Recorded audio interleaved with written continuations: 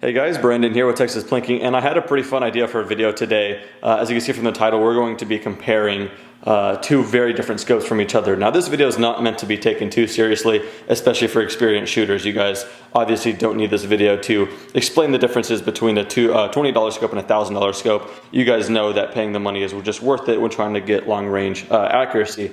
But for those who maybe don't know about it too much, or I know that there's a lot of people out there who think just a magnified optic with a crosshair is all the same and does the same job. So I thought it'd be really funny to compare two different optics. A BSA scope, I don't even know much about the specs, but just a BSA scope for $20, and then to the left of that is a 6-hour Tango 4 6-24 by 50 that runs for about $1,000, both on Amazon.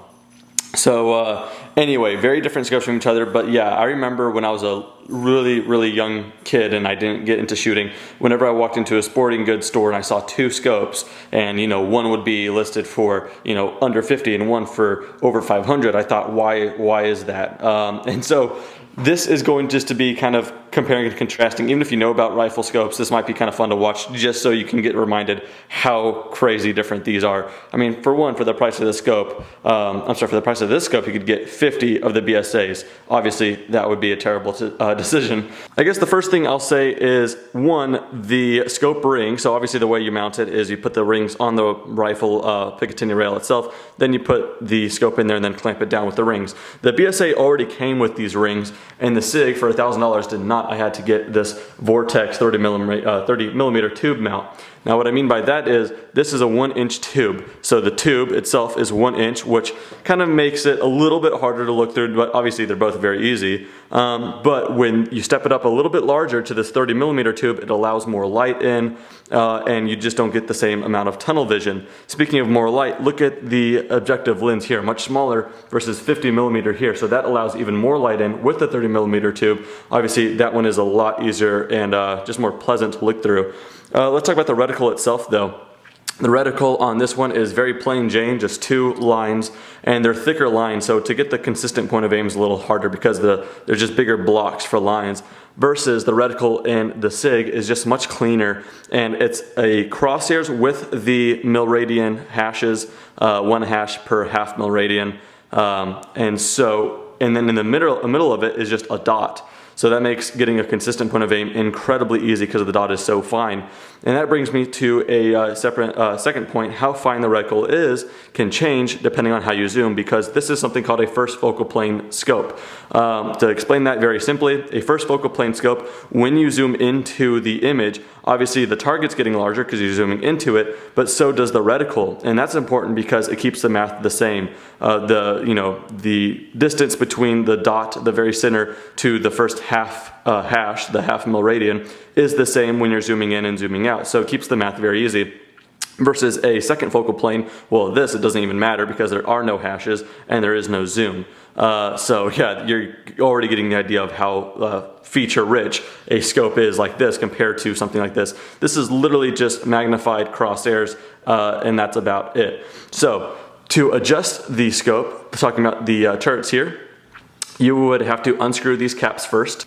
Alright, and sometime later I unscrew the cap. So looking in here, this is for you to make the adjustments, and now I have a penny on the top of mine because I need a tool. A flathead or a penny works, so I can put a penny there and then screw it back in, and then you can make your adjustments.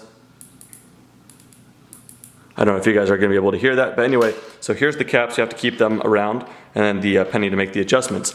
Now, the way you make your adjustments, let's say you're shooting and your elevation's good, but it is too far to the right, then you dial where you want the bullet to go, so you would obviously dial left as many clicks. So 1 click is 1/4 of an inch at 100 yards. So then, yeah, there is that. Anyway, once you get your 0, once you adjust it, then that's kind of it, and you just have to remember where it is. Now, in the case of this, there are no turret things to unscrew. They're just ready to adjust at any moment, and the feeling of this is much better. I don't know if you guys are going to be able to hear the clicks, but much more satisfying, much more tactile, a much better feeling, kind of like the serrated edge right there as well. Just very nice feeling scope.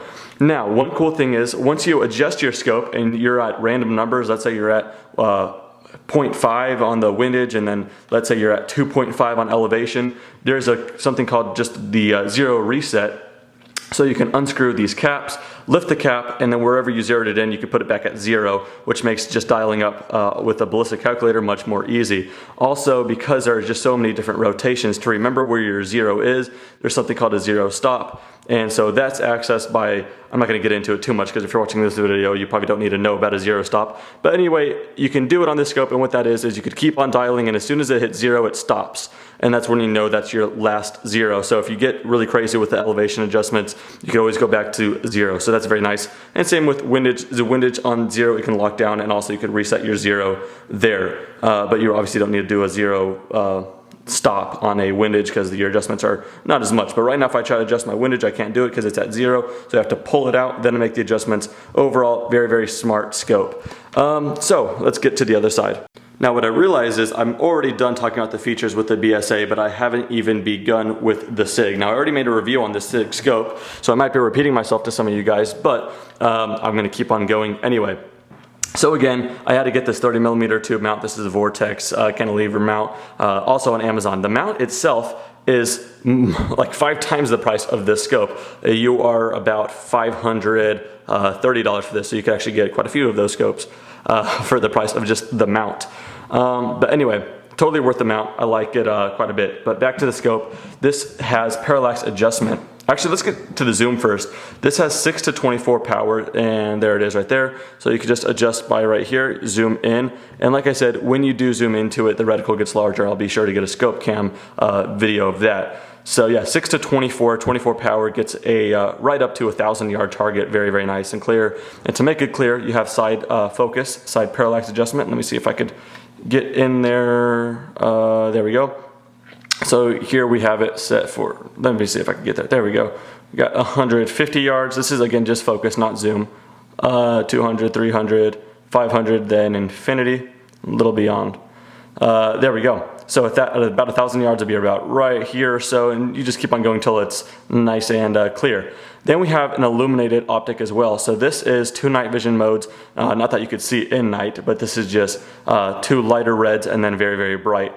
Depending on your lighting situation. So the reticle itself can get lit up very bright red. So if you're shooting at dusk and it's kind of hard to see your fine reticles, the black reticles, you can just light them up, and there's like so many different adjustments here. So it's on, off, on, you know, so that way you could always take a break. So it's not always, you know, left on. There's an off in between every mode, which is nice and smart. And then also if it is left on for 2 minutes and you did not move the rifle actually has motion detective or sensors. So if the rifle is left on and 2 minutes will go by and the rifle has not moved, the reticle will automatically turn off, which is a nice battery saving smart feature. What else on this scope? I mean, seriously, I'm probably going to leave out so many features about it, but it's just so feature rich. I guess that's all the features I'll mention. Just about the impressions. The clarity on this optic is unbelievable. The crosshairs are so fine, all that kind of stuff. So to make a 1,000-yard shot with this one, if the rifle is set up for it, this scope will make it really, really easy. I can't even imagine what a 1,000-yard attempt would be on a BSA. It would probably not even, I don't know, I'd probably have better luck with a slingshot. So that just kind of shows you the feature-rich scopes. I'm going to probably bring out a couple more scopes out to the table just to kind of give you guys more perspective on price as well. Alright, so I've brought out a few more scopes just to kind of give you guys perspective on why a scope is a certain price that it is. Let me put my camera on autofocus here. So we already went over the BSA, the great $20 scope. I would say that this is actually a pretty good scope as far as clarity goes. For a $100 pellet gun or an airsoft rifle, it'll get the job done when you don't need absolute precision and it's all close range. A $20 BSA optic, that is fine. If you guys are interested in that, I will put a link in the description to Amazon to where you guys can check that out. And if I could find these scopes on Amazon too, check the link in the description. I know I can find the SIG Tango 4 on there. But anyway, as far as the other scopes, if I find them on Amazon, check the link in the comment section and description. I will link you guys there. So like I said, $20, $1,000. And some of you guys are watching this going, great, $1,000, that's actually still incredibly cheap. Or not incredibly cheap, but, you know, price effective in the realm of long-range scopes, and that is absolutely true. This is made by a company called Sig Sauer, a very great, reputable company, but I would say at $1,000, this is a great value for the amount of features you have, for the clarity you have, and for the magnification, 24 power. There are companies out there, Night Force and Schmidt & Bender, with less power than this, but those scopes are anywhere from $1,500 to maybe even $3,500 because the clarity is so good, and that thing is waterproof in salt water below 20 meters and all these crazy things. So yes, you could get triple, quadruple the price of this scope fairly easily. But nonetheless, to the left of that, I have a new scope on a new rifle. So if you guys are subscribed, this is the first time you're seeing this new rifle. I have not made a video on it because I'm waiting for more parts to come on here. This is a build I'm doing. And instead of doing a multiple part video as far as the build series, I'm just gonna do it on all one video. But this is a rifle I'm not gonna talk about too much. A future video will be coming up with this very soon. But I got this scope recently. This is a Vortex optics. This is very comparable to this scope, very same or similar features. This is a 6-24 by 50. Again, same exact magnification and objective lens. Overall tactile feel, very nice. Zero stop, zero reset, 30mm tube. Awesome setup, and I have these Vortex vertical mounts as well. I'm actually loving these kind of low profile mounts. So these scopes are very comparable, side parallax adjustment and illumination. Very nice, and the reticle is absolutely freaking insane. So very comparable, but this is Vortex optics, so the price is not far off. This is $1,050, so $50 off that one. So far, haven't shot with it, but love the look of the scope, and the reticle is just so kick-ass. Anyway, to the left of that is another very reputable scope manufacturer. This is Leupold. Leupold, this is a 3x9, so not as much zoom, no parallax adjustment, doesn't really need it, but very nice tactile adjustment.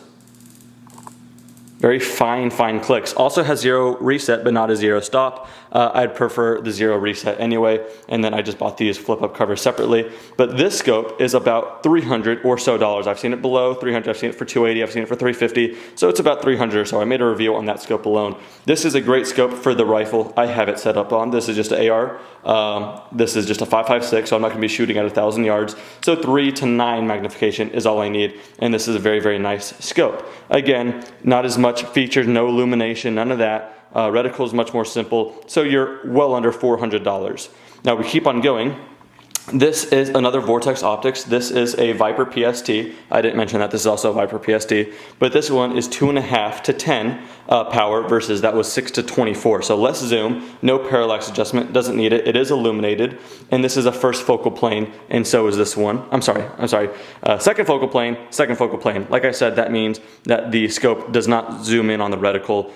These two are first focal plane. First focal planes tend to be just more expensive. So yeah.